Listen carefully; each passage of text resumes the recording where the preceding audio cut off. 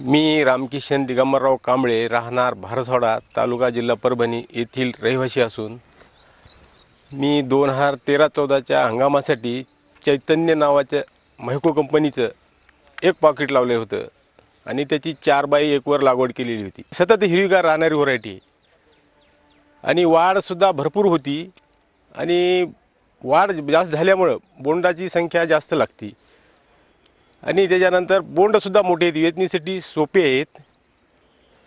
तरी त्या एक पाकिटपासून मला यावर्षी साधारण पाऊस काळ चांगला नसल्यामुळे वेळेवर पाऊस पडत नव्हता, कधीतरी युरियाला पाणी कमी जास्त असल्यामुळे ते काही त्याला पुरेपूर मिळत नव्हतं। तरी पण मला 10 क्विंटलचा उतार यावर्षी आलेला आहे। तरी शेतकरी बांधवांनी पुढील हंगामासाठी चैतन्य ही व्हरायटी लावण्यास काही हरकत नाही।